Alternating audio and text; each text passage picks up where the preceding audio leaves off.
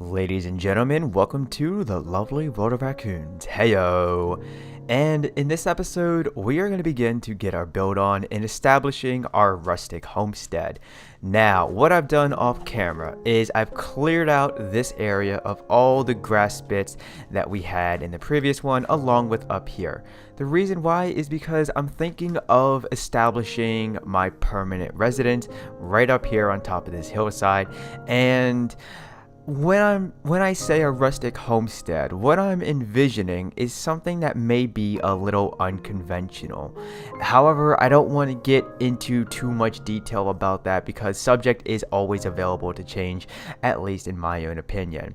But what I would like to do at the start of this episode is just do some landscaping so that we can have a little more land to work with, and then afterwards we can go ahead and begin to at least establish the frame of our house. Lately, when it comes to getting my build on, I've been trying to adapt to a new building method, and I'll be sure to explain it with you on camera throughout the course of this episode. But with that all being said, ladies and gentlemen, I hope you have yourself a fizzy beverage along with a healthy snack ready to consume, and let's go ahead and begin to get this Let's Play started. Now, by no means am I proclaiming to have any type of knowledge about doing landscaping, but if I had to take a wild guess at how one could do it, I would just say do what feels right. And the reason why I say that is because, for example, right here we have a little bit of a ledge, so at least when I begin to walk around here, I don't want to have to jump up and around the hillside. I would much prefer to just be able to casually make my way around it without having to feel a little claustrophobic or pressed for space.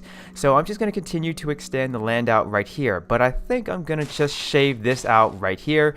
And then, even though Minecraft is a blocky game, I don't want to have a 90-degree angle right here acting as my hillside. So through the power of a shovel, boop, boop.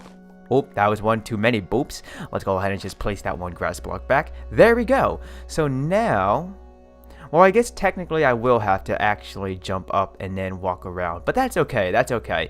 The main thing is, at least in my eyes, this is looking a little more attractive, and it's also looking a little more, dare I say, a little more realistic, at least for Minecraft. So let's begin to at least create something of an outline for what we want our landscape to look like. I'm just going to bring it out about to right here, and then I'm gonna just continue to follow the pattern that we have, where when we come across a little slope right here, we're just gonna let the landscape brush up against it just like this, so that way then we have one block, and then one single block in between the two on the next block level up, and then we'll just continue that pattern going along right here. However, why don't we go ahead and recess the land back a little bit, so then we can have some little walk space right here.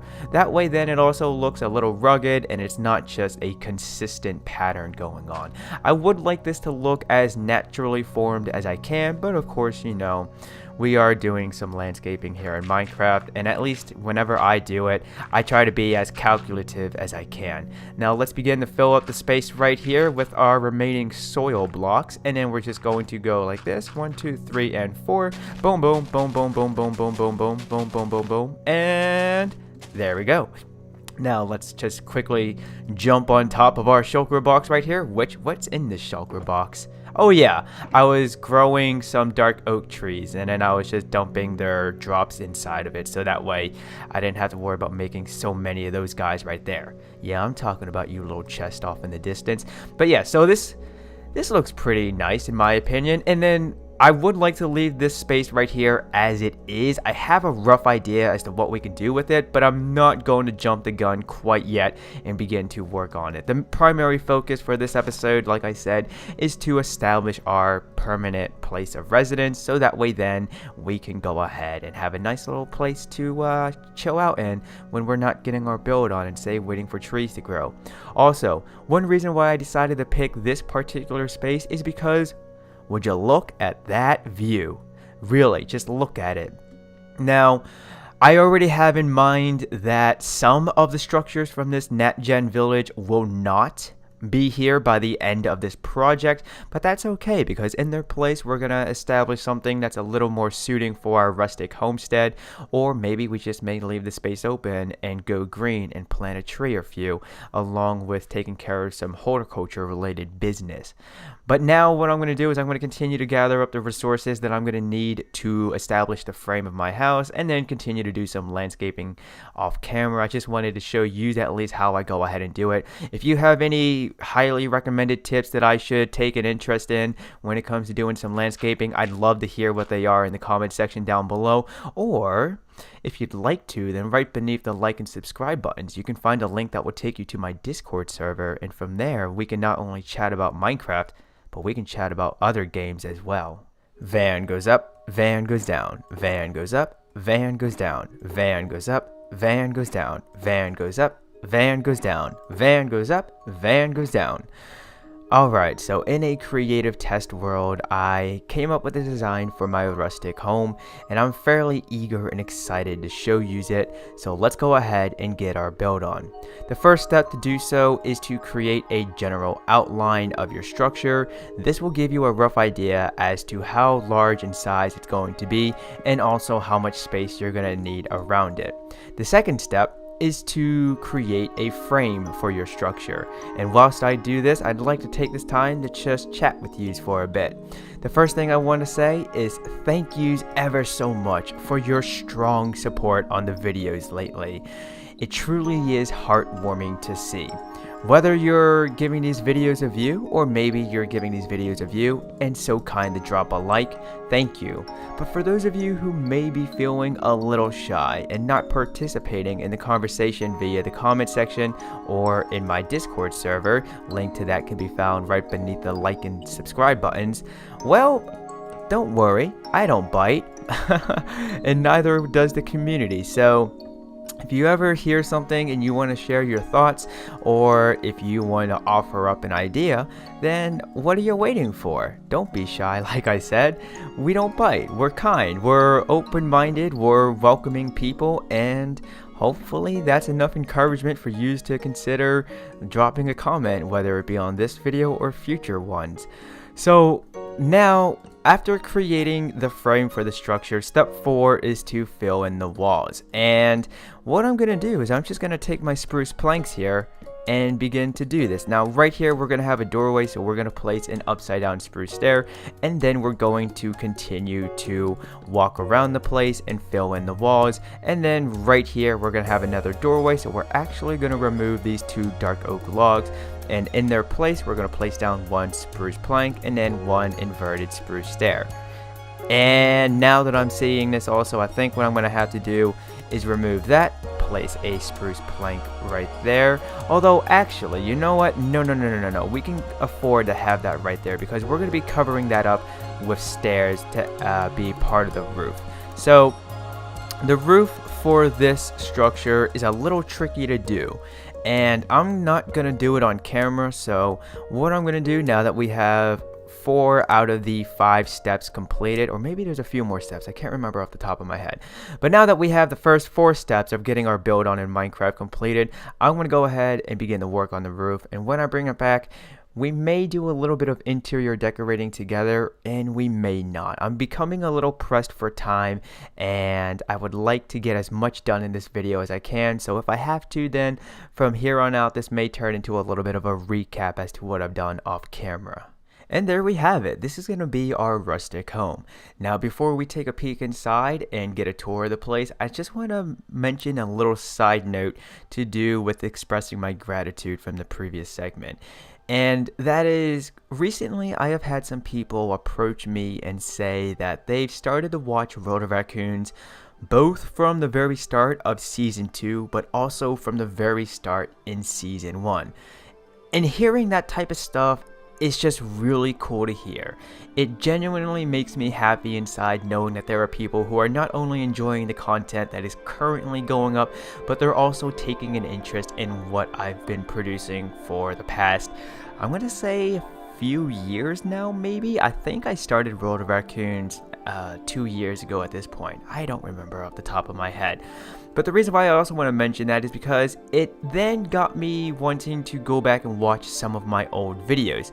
For example, at the start of Season 2, when I was transforming a Nat-Gen village into a fantasy-style village, I couldn't help but think, wow, my building skills have really developed over time, and also just seeing something like a Nat-Gen village and then seeing it be transformed is really a breathtaking thing to see. By the way, that clock tower right there will be coming down. I've already decided it. I'm not that happy with it anymore, and I don't think it's going to suit the theme of our transformation project, which is turning this village into a rustic homestead. But this is what we have for the home. So first things first, this is our entryway. As you can tell, to get in and out of the place, we have these buttons. I don't know about you guys, but at times I can be fairly lazy and not wanting to manually open, turn around, and then manually close the door. So it's just there for convenience. Now, the second thing that I want to point out is that we do have a functional chest over here, even though it may not appear to be one. This is because if we take a step closer, you can see that it is resting within a minecart.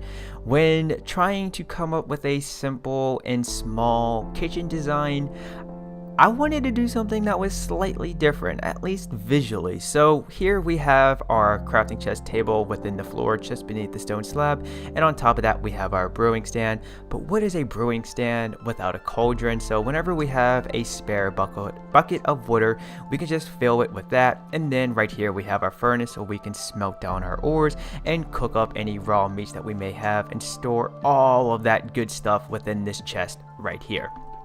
Now, when we first enter the home through the formal entryway, we'll see that we have a fireplace here. And this was a little tricky to design because I wanted to make something that looked cool, but would prevent the fire from spreading and burning down the house. Mainly because I do have fire tick, or better known as fire spread, turned on within this lovely world, and that's only to offer a bit of a challenge when getting my build on.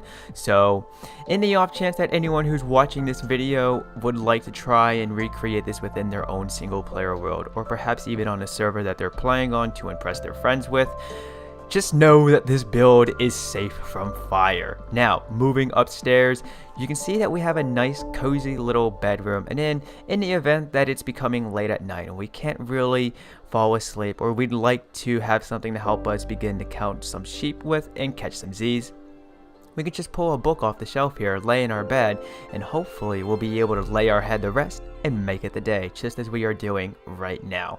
And boom, right here we have our one shulker box that has been renamed to be our tactical pack, and I thought I would just leave this sitting right here, but in the event that I begin to wander off into the world, I could just quickly take out my Silk Touch diamond pickaxe. Not that we would need one with Silk Touch on it to retrieve it, but then just prop it down so we can retrieve it in our bar, throw it in our ender chest, and then pick up the ender chest. This is what we're going to need a Silk Touch pickaxe for though, and then bam, we can go ahead and explore or begin to make our way to a previous location that we had worked in. And then this is our closet space. Obviously we have chest along with two different shulker boxes. I would like to make use of my shulker shells to make a few shulker boxes and just scatter them around the place, but I'm not really going to rush into that. I just mainly wanted to get the home fully established and then be able to do some interior decorating. And with that all being said, ladies and gentlemen, that is going to do it for this episode. So as always, if you enjoyed it, then be sure to drop a like. Hold on a second. Ooh, I see you over there, buddy. Ooh, wow. One hit kill. GG, Van. Thanks, Van. But like what I was saying, so that's going to do it for this episode, ladies and gentlemen. If you enjoyed it, then as always, be sure to drop a like. And if you are new to the channel, then I invite you to check out the rest of it. But do not forget to turn on notifications when subscribing. That way you will then be notified when future Minecraft and other gameplay content is uploaded by yours truly, Vanillaraccoon. I'd like to wish you a happy day, and peace out.